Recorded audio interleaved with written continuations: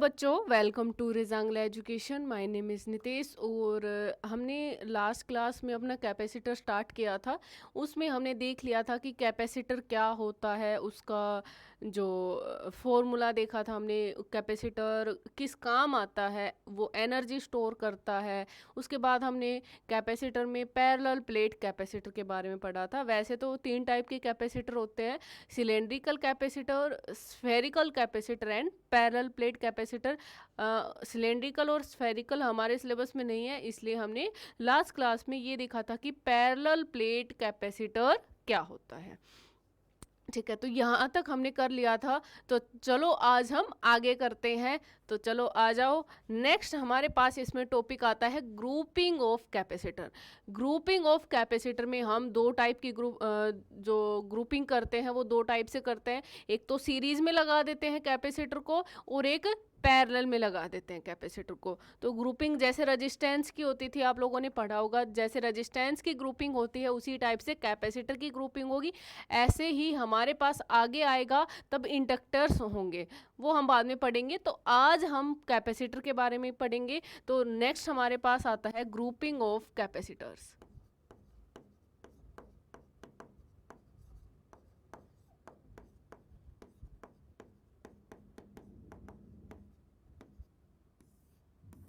Grouping of capacitor simple सा है। सबसे पहले आएगा सीरीज और उसके बाद आएगा पैरेलल।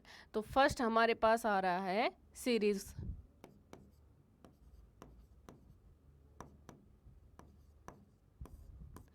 सीरीज में क्या होता है बच्चों? सीरीज में इस टाइप से होती है जो सीरीज ग्रुपिंग होती है। मान लो ये मैंने एक सर्किट बना दिया। सर्किट में ये ले लिया मैंने एक कैपेसिटर C1 और एक कैपेसिटर ले लिया मैंने मान लो C2। दो कैपेसिटर लगाए हैं और इसको मैंने एक बैटरी से कनेक्ट कर दिया। ये मैंने इसको कनेक्ट कर दिया एक बैटरी से, जिसका पोटेंशियल डिफरेंस मैंने V लिया हुआ है। ये पॉजिटिव टर्मिनल हो गया और ये नेगेटिव टर्मिनल हो गया। सीरीज ग्रुपिंग का मतलब क्या है कि सीरीज में एक पॉइंट से दूसरे पॉइंट तक जाने का सिर्फ एक ही रास्ता होता है ना। सीरीज ग्रुपिंग में एक पॉइंट से दूसरे पॉइंट पे जाने का सिर्फ एक ही रास्ता होगा। यहाँ से जो चार्ज जाएगा वो सिर्फ इसी रास्ते से जा सकता है। लेकिन पैरेलल ग्रुपिंग में क्या होगा, एक पॉइंट से दूसरे पॉइंट पे जाने के लिए और रास्ते भी हो सकते हैं। तो सीरीज ग्रुपिंग में याद रखना कि ये बैक टू बैक कनेक्ट होते हैं। जो कैपेसिटर होंगे वो बैक टू बैक कनेक्ट होते हैं। ठीक है, तो ये हो गया। इस टाइप से जो ग्रुपिंग होती है वो होती है सीरीज ग्रुपिंग। सीरीज में होगा क्या बच्चों कि ये हमने यहाँ पे पोटेंशियल लगाया है V। अब यहाँ से कुछ चार्ज जाएगा। चार्ज जाने की वजह से हमने यहाँ पे क्या किया कि इसके ऊपर चार्ज दे दिया पॉजिटिव। इसके ऊपर चार्ज आ गया, यहाँ से मान लो चार्ज आया है +Q, तो इसके ऊपर चार्ज आ गया पॉजिटिव आ गया। इसकी ये 2 प्लेट्स हैं हमारे पास। इस प्लेट के ऊपर पॉजिटिव चार्ज आ गया है, जिसकी वजह से ये यहाँ से नेगेटिव चार्ज को खींच लेगा अपनी तरफ। तो इस साइड उतना ही क्या आ गया, नेगेटिव चार्ज। अगर इसके ऊपर पॉजिटिव है तो इसके ऊपर -Q आ गया। यहाँ से इसने -Q चार्ज खींचा है तो यहाँ पे फिर से क्या आ गया, यहाँ पे फिर से पॉजिटिव आ गया। ऐसे ही यहाँ पे फिर से क्या आ गया, ये क्या कर लिया इसने, नेगेटिव चार्ज एक्वायर कर लिया। ठीक है, तो यहाँ से अगर हमारे पास और भी C3 लगा होता, C4 लगा होता तो उस पर भी ऐसे ही आ जाता। तो यहाँ पे क्या हो रहा है, सीरीज में एक चीज़ आप लोग हमेशा याद रखना कि क्या होता है, जो हमारे पास सीरीज सर्किट होते हैं, सीरीज में हमेशा चार्ज सेम होगा। जो भी कैपेसिटर है उनके ऊपर चार्ज सेम रहेगा। Charge is same. और पैरेलल में क्या होगा, पैरेलल में हमारे पास क्या होगा, पोटेंशियल सेम रहेगा।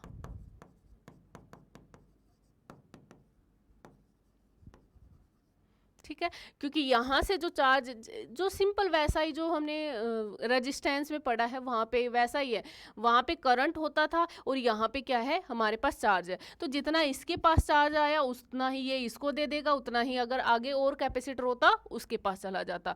तो इसके ऊपर चार्ज क्यू है तो इसके ऊपर भी चार्ज कितना आएगा, क्यू ही आएगा, और कैपेसिटर होता उसके ऊपर भी कितना ही आता, क्यू ही ट्रांसफर होता। तो ये हो गया हमारे पास सीरीज सर्किट। यहाँ पे अब मैंने क्या किया, इसकी एक इक्विवेलेंट सर्किट बना लेते हैं। अगर हम इसको इक्विवेलेंट बनाएंगे तो क्या होगा, इसके एक इक्विवेलेंट सर्किट, मान लो मैंने इन दोनों कैपेसिटर को कंबाइन कर दिया और कंबाइन करके मैंने इसको लिख दिया CS, दोनों कैपेसिटर को कंबाइन कर दिया और कंबाइन करके इसको CS लिख दिया। CS अभी देखेंगे कि इसकी वैल्यू आएगी क्या, और ये हमने लगा रखा है यहाँ पे पोटेंशियल डिफरेंस। ये हो गया पोटेंशियल डिफरेंस, इधर पॉजिटिव आ गया और ये वाला टर्मिनल हो गया हमारे पास नेगेटिव। यहाँ पे चार्ज क्या है, यहाँ पे चार्ज अभी भी Q ही है ना, चार्ज तो क्या रहेगा सीरीज में सेम ही रहेगा। चलो अब यहाँ पे अगर मैं ये देखूं इस वाले में अगर मैं ये देखूं कि यहाँ पे पोटेंशियल की वैल्यू कितनी आएगी, तो यहाँ पे पोटेंशियल की वैल्यू कितनी आएगी, पोटेंशियल हमारे पास क्या होता है Q बाई C होता है, तो potential Q by C, charge कितना है Q है और C कितना है हमारे पास CS है। सीरीज के लिए मैंने इसको S लगा दिया, तो ये हमारे पास आ गया इक्विवेलेंट। V की वैल्यू क्या आ गई, Q बाय C। इसमें देख लेते हैं, इसमें हमारे पास क्या आएगा, यहाँ पे देखो इसके पास चार्ज Q है और इसके पास कैपेसिटेंस है वो C है, तो मैंने यहाँ पे मान लिया कि इसके अक्रॉस जो वोल्टेज आएगी वो V1 आएगी।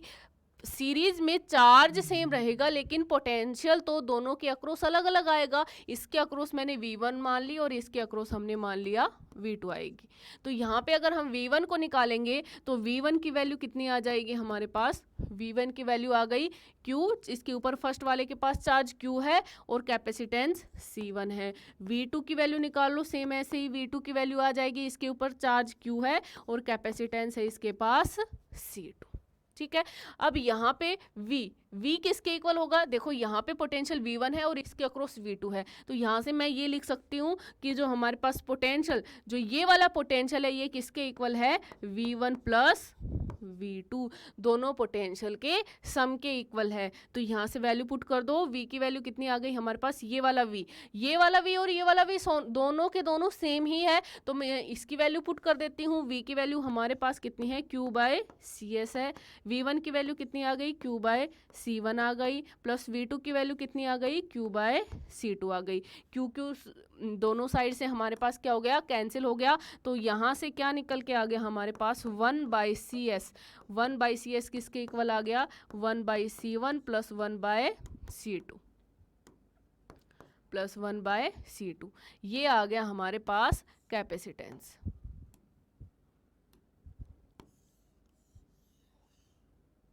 ये आ गया हमारे पास capacitance of a series capacitor, है ना, capacitance of a series grouping, या फिर सीरीज में लगे होंगे कैपेसिटर तो उनका कैपेसिटेंस कितना आता है। ये तो हमारे पास 2 के लिए था, अगर हमें ज़्यादा के लिए निकालना है, मान लो हमारे पास बहुत सारे हैं, तो 1 बाई CS को कैसे लिख सकते हैं,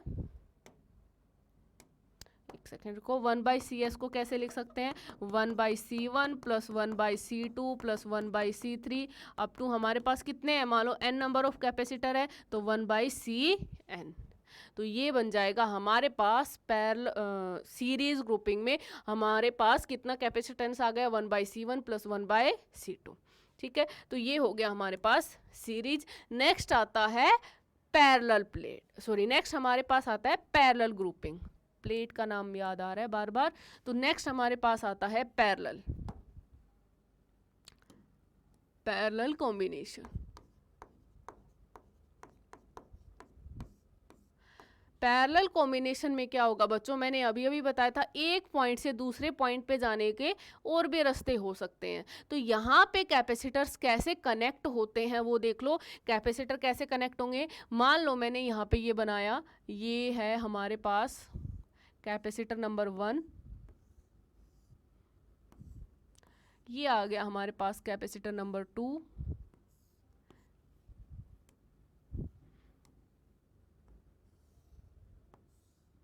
एंड ये आ गया हमारे पास कैपेसिटर नंबर। बस 2 ही ले लेते हैं ना, चलो 2 ही ले लेते हैं, उसमें भी 2 ही लिए थे हमने।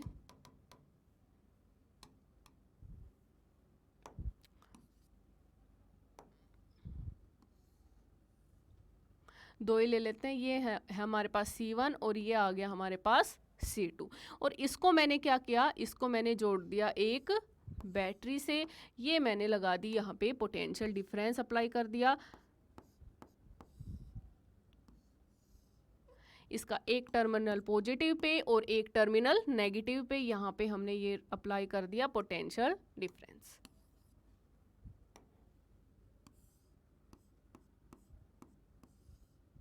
ठीक है, ये हमने कर दिया पोटेंशियल डिफरेंस V अप्लाई। तो ये ग्रुपिंग कैसी हो गई बच्चों, ये ग्रुपिंग हो गई हमारे पास पैरेलल की, पैरेलल ग्रुपिंग।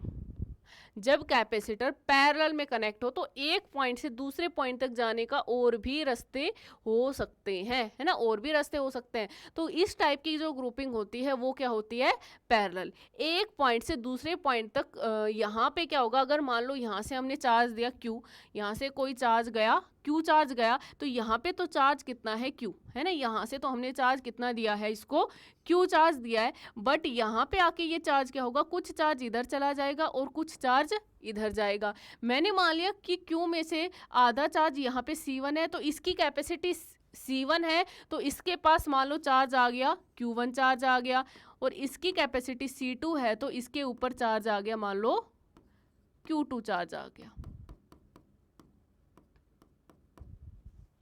क्या हुआ कि ये हमारे पास पोटेंशियल था, इसने क्या दिया, Q चार्ज दिया, है ना, ये Q चार्ज दिया इसने। तो यहाँ पे क्या हुआ, Q चार्ज है, यहाँ पे डिवाइड हो गया, यहाँ पे क्या हुआ, डिवाइड हो गया। इधर क्या आ गया हमारे पास Q1 आ गया, क्योंकि इसकी कैपेसिटी C1 थी, इसकी कैपेसिटी C2 थी, तो इसने कुछ चार्ज अपने पास रख लिया, तो इसके पास चार्ज आ गया Q2 चार्ज आ गया।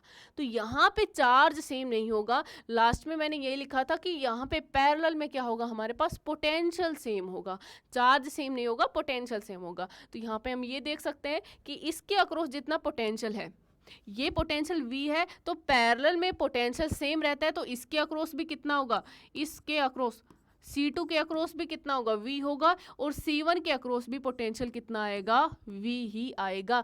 ये चीज याद रखना कि पैरेलल में पोटेंशियल सेम रहता है, लेकिन चार्ज तो डिवाइड हो गया। तो यहाँ से अगर हम चार्ज निकालेंगे, चार्ज हम Q1 की सबसे पहले इसको करते हैं इक्विवेलेंट सर्किट में कन्वर्ट। अगर इसको एक इक्विवेलेंट सर्किट में लिखेंगे तो हम क्या लिख सकते हैं, यहाँ पे मैंने यहाँ पे लिख दिया कि यहाँ पे आ गया हमारे पास एक कैपेसिटर बन गया, C1 और C2 को मिला के एक कैपेसिटर बन गया, जिसको मैंने नाम दे दिया CP। इसको मैंने नाम दे दिया CP, नाम दे दिया। और ये हो गया हमारे पास पोटेंशियल डिफरेंस V, ये पॉजिटिव टर्मिनल और ये नेगेटिव टर्मिनल। अभी जैसे हमने CS लिखा था, ऐसे ही हमने इसको एक इक्विवेलेंट सर्किट में कन्वर्ट कर दिया। C1 और C2 को मिला के हमारे पास बन गया CP। तो वो ही देखना है हमें कि CP की वैल्यू क्या आएगी। चलो करते हैं Q, है ना, Q की वैल्यू निकालते हैं। Q हमारे पास कितना होता है, Q हम यहाँ से देखो चार्ज कितना गया, यहाँ से चार्ज गया हमारे पास, Q चार्ज गया है, तो इसके ऊपर कितना चार्ज है, इसके पास टोटल चार्ज Q ही है। Q कितना आ जाएगा हमारे पास, Q की वैल्यू आएगी C इंटू V आएगी।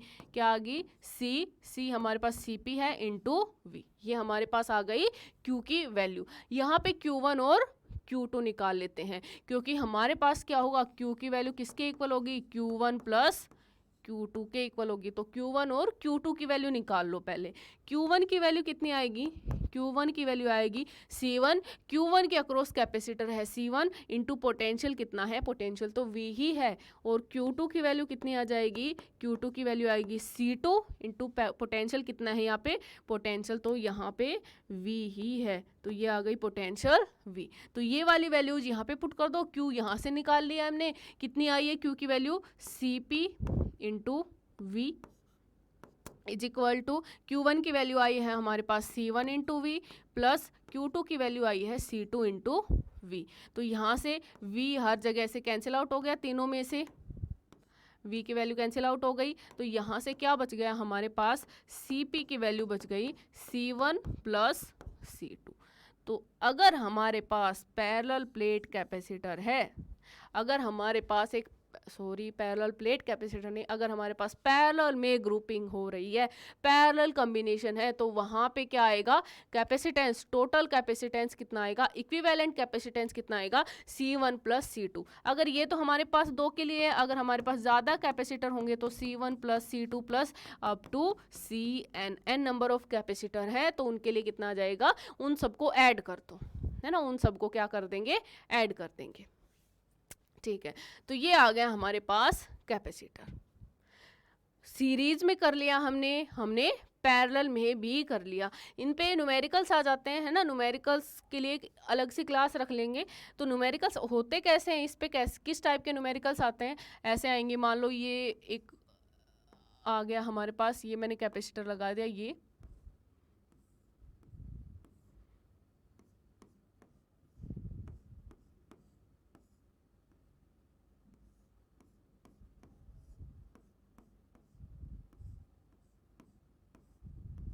ठीक है, मैंने मान लिया इसकी कैपेसिटी है वो है, इसको हटा देते हैं अभी के लिए, रुको, ये हटा देते हैं। इसकी कैपेसिटी C है, इसकी भी C है, इसकी 2C है, इसमें कोई फ़र्क नहीं पड़ेगा, आप लोग करके देखना, अगर ये लगा होगा तो भी कितना आएगा, इसकी कैपेसिटी है वो C है, 2C हो गई, ये 2C, अच्छा कुछ भी मान लो, सभी के इक्वल ले लेते हैं, ये C हो गई हमारे पास, ये C हो गई, सारे के सारे C ले लेते हैं, है ना। यहाँ पे मुझे बस ये बताना है कि इनमें करते कैसे हैं कैलकुलेशन। देखो इसमें हमारे पास ये वाला कैपेसिटर और ये वाला कैपेसिटर, देखो इसकी ये वाली प्लेट इससे डायरेक्ट कनेक्ट है ना, एक प्लेट दूसरी अगली वाली प्लेट से डायरेक्ट कनेक्ट हो, जैसे नेगेटिव पॉजिटिव से डायरेक्ट कनेक्ट हो, ये वाली प्लेट इससे डायरेक्ट कनेक्ट है, तो ये वाले कैपेसिटर किस में हो गए, ये वाले दोनों हो गए सीरीज में हो गए। तो सीरीज में 1/c प्लस 1/c कितना आ गया, 2/c, और ये हमारे पास कितना आ जाएगा, C/2। तो यहाँ से ये आ गया हमारे पास, अगला सर्किट हमारे पास निकल के आ गया ये। अब ये दोनों हट गए हैं, इन दोनों की जगह पे हमारे पास एक और कैपेसिटर आ गया है, जो कितना है हमारे पास, C/2। ये हमारे पास C है, ये भी C है और ये भी C है।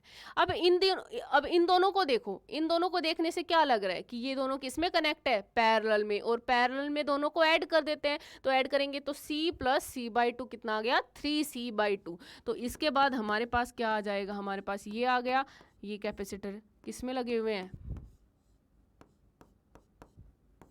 ये आ गया 3C/2, ये C है और ये भी कितना है, C है। अब ये फिर से बन जाएगा, ये दोनों किस में कनेक्ट है, ये दोनों फिर से सीरीज में कनेक्ट है, सीरीज में कनेक्ट है, तो क्या बनेगा इनका, 1/c प्लस 1/3C/2 बनेगा, है ना। इसका इन दोनों का इक्विवेलेंट कितना बनेगा, ये बनेगा। तो यहाँ से हमारे पास आ गया 1/c प्लस 2/3c, इसका एलसीएम लेंगे तो ये क्या आ जाएगा, 3c आएगा। तो यहाँ पे हमारे पास आ गया 3 + 2 कितना आ गया, 5/3c आ गया, है ना। ये आ गया हमारे पास 5/3c, और ये तो हमारे पास 1/c इक्विवेलेंट आया है, तो 1/c इक्विवेलेंट आया है, लेकिन c क्या आ जाएगा हमारे पास, इन दोनों का C इक्विवेलेंट आ जाएगा 3C/5। तो इन दोनों का कितना आ गया हमारे पास, 3C/5 आ गया। तो इसको और सोल्व कर लेंगे, कितना आ गया हमारे पास, ये C है, ये हमारे पास आ गया 3C/5। इन दोनों, ये दो पॉइंट्स है A और B, है ना, ये हमने मान लिया कि A और B दोनों पॉइंट्स है, इनके अक्रॉस हमें कैपेसिटेंस बताना है, A और B के अक्रॉस कैपेसिटेंस बताना था हमें। अब हमारे पास ये दोनों बच गए, और ये दोनों किस में दिख रहे हैं, पैरेलल में दिख रहे हैं, इन दोनों को ऐड कर दो, कितना आ जाएगा हमारे पास, C आ जाएगा हमारे पास, मतलब C इक्विवेलेंट आ जाएगा, C' ले लेते इसको, C + 3C/5, तो ये कितना आ जाएगा, 8C/5, कितना आ गया, 8C/5। तो हमारे पास, हम ऐसे निकाल सकते हैं, हमें इस टाइप के क्वेश्चंस में क्या करना है, लास्ट से देखते हुए चलना है। और कैसे बन सकते हैं क्वेश्चंस, एक ऐसे भी बन सकता है मान लो, और बहुत टाइप के बन सकते हैं इसमें। जैसे मान लो हमारे पास ये आ गया, मैंने इस टाइप से लगाए हुए हैं,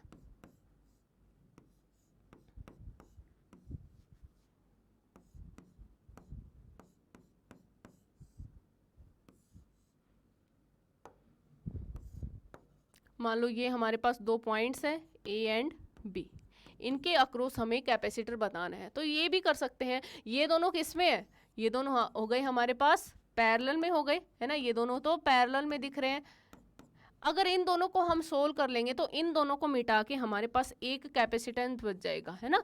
इन दोनों को हटा के हमारे पास एक बचेगा और वो ये आ जाएगा। अब ये सारे के सारे किस में दिख रहे हैं, अब ये सारे के सारे सीरीज में दिख रहे हैं, तो सीरीज वाला फॉर्मूला लगा देंगे। सिंपल ऐसे ही बहुत सारे न्यूमेरिकल बनते हैं, आप लोग ट्राई करना इन सबको, ठीक है। तो चलो अब हम चलते हैं आगे। नेक्स्ट हमारे पास टॉपिक आता है energy stored in a capacitor.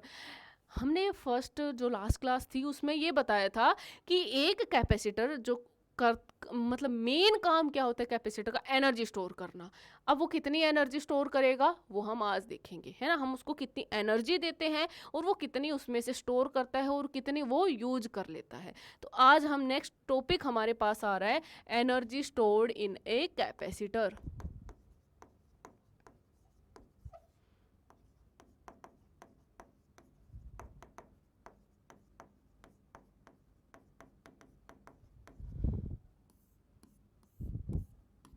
Energy stored in a capacitor, पहले हम बना लेते हैं एक कैपेसिटर। मान लो मेरे पास ये एक कैपेसिटर है, हम पैरेलल प्लेट कैपेसिटर की ही बात कर रहे हैं यहाँ पे। तो ये आ गया मेरे पास एक कैपेसिटर, ठीक है, ये आ गया मेरे पास एक कैपेसिटर। अब हम इस पे क्या कर रहे हैं, अभी ये न्यूट्रल है, पहले ये क्या है, न्यूट्रल है, पहले ये न्यूट्रल है। अब मैंने यहाँ से क्या किया, न्यूट्रल है लेकिन मैंने ये जो इसको मैंने 1 मान लिया और इसको मैंने 2 मान लिया, है ना, कंडक्टर्स हैं ये, इसको मैंने 1 कंडक्टर मान लिया और इसको मैंने 2 मान लिया। अब यहाँ से हम क्या कर रहे हैं, यहाँ से मैंने डी क्यू चार्ज लिया, मतलब मैंने छोटा सा एक पॉजिटिव चार्ज लिया और मैंने यहाँ से उठा के इसको दे दिया, ये डी क्यू चार्ज मैंने इसको दे दिया।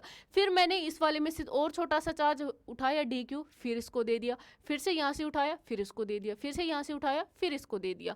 ये मैं कब तक कर रही हूँ, ये मैं तब तक करूँगी जब तक इसके ऊपर माइनस क्यू ना आ जाए और इसके ऊपर कितना आ जाए, प्लस क्यू, इक्वल आएगा, है ना, क्योंकि हम यहाँ से जितना उठा रहे हैं उतना इसको दे रहे हैं। तो यहाँ पे जब तक प्लस क्यू ना आ जाए और यहाँ पे जब तक माइनस क्यू चार्ज ना आ जाए तब तक करूँगी मैं ये, ठीक है।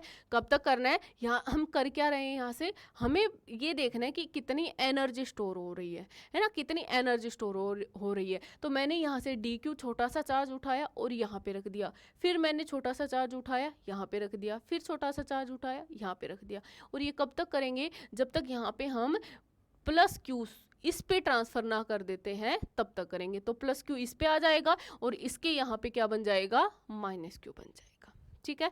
अब चार्ज को ट्रांसफ़र करने के लिए हमें क्या चाहिए, जैसे यहाँ से हमें चार्ज को ट्रांसफ़र कर रहे हैं यहाँ पे, तो हमें उसके लिए कुछ वर्क करना पड़ेगा, है ना, उसके लिए हमें कुछ वर्क करना पड़ेगा और वो वर्क कितना होगा हमें यही निकालना है। वही वर्क किस में कन्वर्ट हो जाएगा, एनर्जी में स्टोर होगा। तो यहाँ पे हम कितना वर्क कर रहे हैं, है ना, हम यहाँ से कितना वर्क कर रहे हैं, चलो वो निकालते हैं। तो मैंने यहाँ पे मान लिया कि यहाँ पे चार्ज कितना आ गया हमारे पास, यहाँ पे कुछ प्लस आ जाएगा, प्लस क्यू आएगा, लास्ट में आएगा ये, और यहाँ पे हमारे पास माइनस क्यू चार्ज बच जाएगा।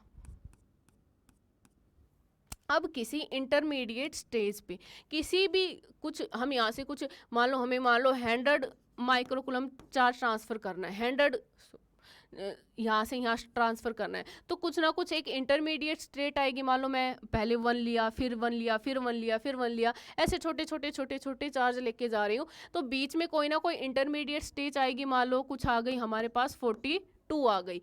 ऐसे ही हमारे पास कोई इंटरमीडिएट स्टेज है, मैंने मान लिया कि at any intermediate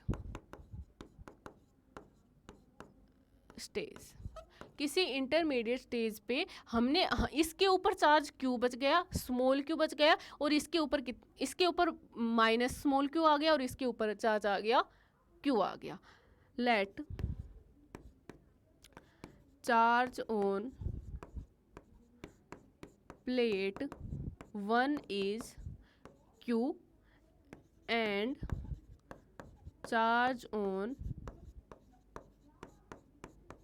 plate 2 is कितना आ जाएगा, माइनस क्यू आ जाएगा.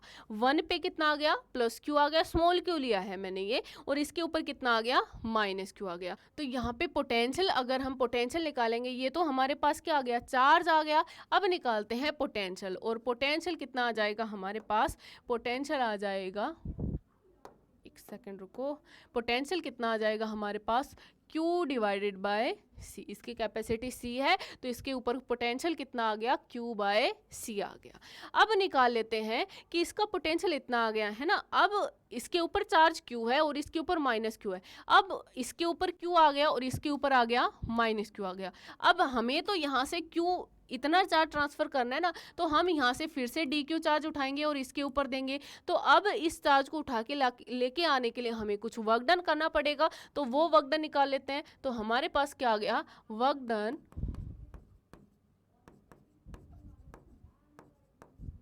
इन ब्रिंगिंग ए चार्ज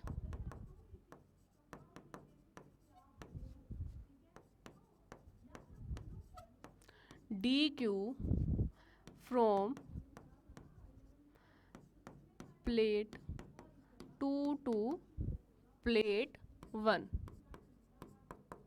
1 पे लेके आने के लिए कितना वर्क डन करना पड़ेगा, कितना वर्क डन करना पड़ेगा हमें पता है. जो कितना वर्क डन आएगा, वर्क डन हम कैसे निकालते हैं, हमारे पास जो पोटेंशियल होता है वो किसके इक्वल होता है, work done divided by charge के इक्वल होता है.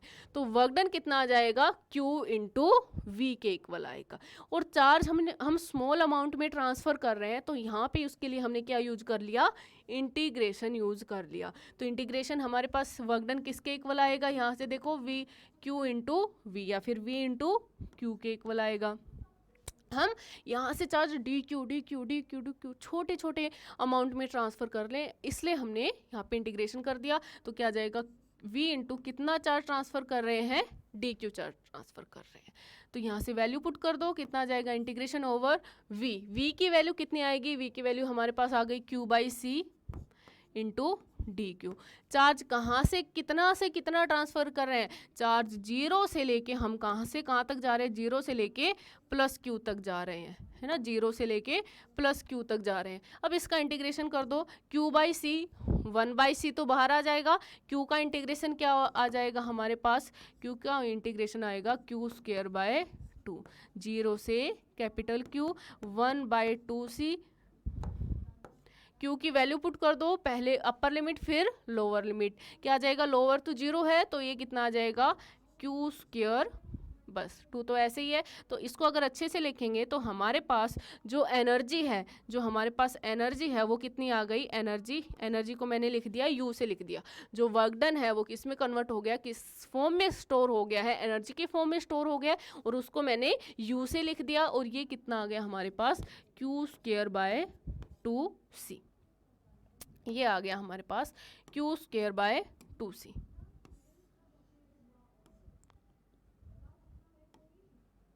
Q square by 2C. अब मैंने यहाँ पे क्या किया, हमारे पास U इज इक्वल टू, हमें पता है Q इज इक्वल टू कितना होता है, CV होता है ना, Q is equal to CV. तो Q की जगह पे मैंने वो वाली वैल्यू पुट कर दी. तो U की वैल्यू कितनी आ गई, Q की value C square V square divided bye 2C. एक C से एक C गया, U की वैल्यू कितनी आ गई, 1 बाई 2C V स्क्वायर.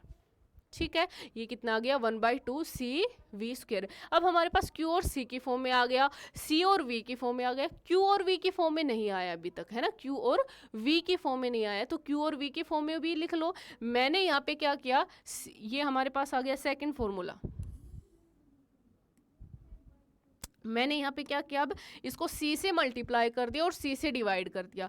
क्या आ जाएगा, 1 बाई 2 इंटू C, ऊपर क्या बच गया, C स्क्वायर वी स्क्वायर। तो क्या आ गया हमारे पास, सी वी किसके इक्वल होता है, क्यू के इक्वल। तो ये किसके क्या बन जाएगा हमारे पास, क्यू, अच्छा क्यू और सी की फॉर्म में तो लिख दिया था, हमें क्यू और वी की फॉर्म में लिखना है। तो मैंने यहाँ पे क्या किया, क्यू और वी की फॉर्म में लिखने के लिए इसको मैंने किया, 1 सेकेंड रुको, क्यू और वी की फॉर्म में लिखना है हमें इसको, है ना। क्यू और वी की फॉर्म में लिखेंगे तो यहाँ पे मैंने क्या किया, 1/2 सी वी स्क्वायर, क्यू और वी की फॉर्म में। तो यहाँ से हम सी को हटाना है, तो यहाँ से सी की वैल्यू निकालो। सी की वैल्यू कितनी आएगी, सी की वैल्यू आ जाएगी क्यू बाय वी। तो इसको सी की वैल्यू पुट कर दो, क्यू बाय वी। तो यू कितना आ जाएगा, 1/2 Q by V into V square. एक वी से एक वी कैंसिल आउट हुआ, यू की वैल्यू कितनी आ गई, एनर्जी हमारे पास कितनी आ गई, 1/2 क्यू इंटू वी। तो ये हमारे पास आ गया next formula.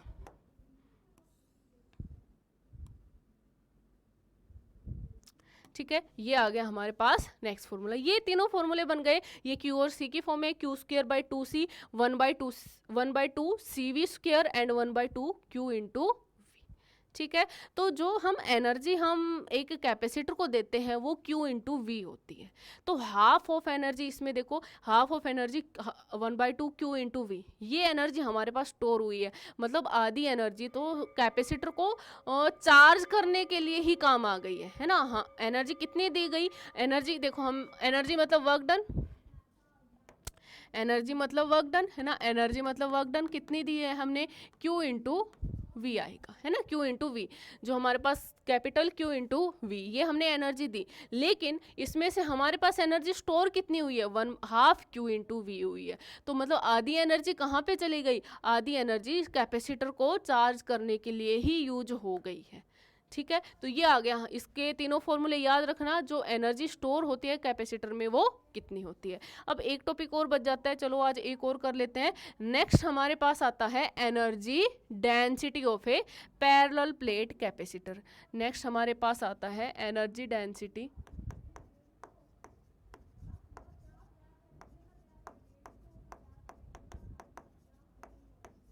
Of A parallel plate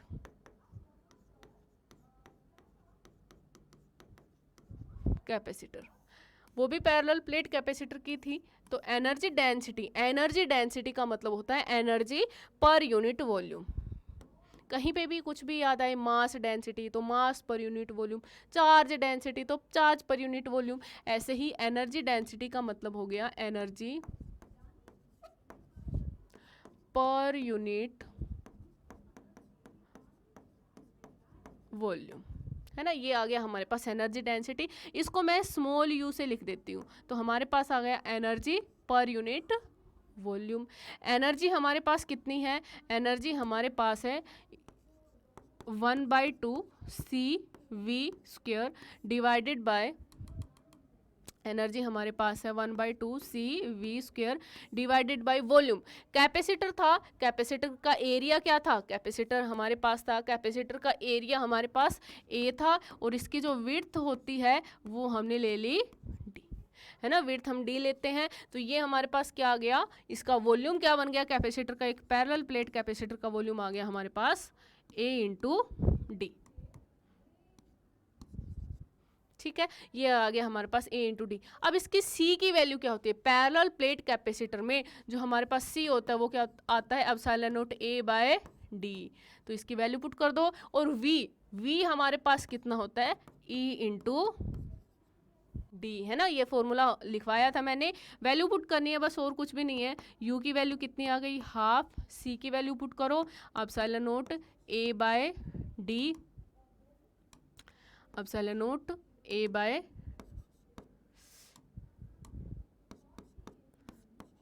A by D into V, V की वैल्यू वी स्क्वेयर है तो E square into D square divided by कितना है हमारे पास, ए इंटू डी। ठीक है, अब यहाँ से क्या क्या कैंसिल आउट होगा देखते हैं। तो ये कितना आ गया हमारे पास, 1/2 एप्सिलॉन नॉट ए इंटू ई स्क्वेयर डी स्क्वेयर, नीचे हमारे पास क्या है, नीचे हमारे पास बच गया ये डी बच गया, और ये एक डी ये रहा, तो ये आ गया a इंटू डी स्क्वेयर। तो डी स्क्वेयर से डी स्क्वेयर कैंसिल आउट हुआ, a से a कैंसिल आउट हुआ, तो u की वैल्यू हमारे पास कितनी आ गई, u हमारे पास आ गया 1/2 epsilon note 1/2 epsilon note e square. Important formula है, ये इम्पोर्टेंट फॉर्मूला है। अगर हम इसकी यूनिट देखें तो यूनिट क्या आ जाएगी हमारे पास, इसकी u की यूनिट आ जाएगी joule, energy per unit volume है तो joule per metre cube, energy per unit volume joule per metre cube. अगर इसकी डायमेंशन देखें तो जूल एनर्जी की डायमेंशन होती है mL2T-2 और वॉल्यूम हो गया हमारे पास L क्यूब। तो इसको ऊपर लेके जाएंगे तो U की डायमेंशन अगर हम लिखेंगे तो ये क्या आ गई mL-1 T-2 T-2, ठीक है, इसको स्क्वायर ब्रैकेट्स में बंद कर दो। तो ये आ गया हमारे पास एनर्जी डेंसिटी। ठीक है बच्चों, तो इसकी वैल्यू याद रखना इम्पोर्टेंट है, ये वाली टर्म, ठीक है, half epsilon note E square. ऐसे ही हमारे पास मैग्नेटिक एनर्जी डेंसिटी भी आएगी, वो हम बाद में पढ़ेंगे, अभी हम इसके बारे में ही पढ़ रहे हैं। तो एनर्जी जो स्टोर हुई है वो इलेक्ट्रिक फील्ड की फॉर्म में स्टोर होती है, ये भी याद रखा करो। एनर्जी जो स्टोर होती है कैपेसिटर में, वैसे तो मैंने बता दिया था, वो इलेक्ट्रिक फील्ड की फॉर्म में स्टोर होती है। चलो आज के लिए इतना ही, अब मिलते हैं हम नेक्स्ट लेक्चर में जिसमें हम बाकी के बचे हुए टॉपिक्स कवर करेंगे। ठीक है बच्चों, ओके, थैंक यू।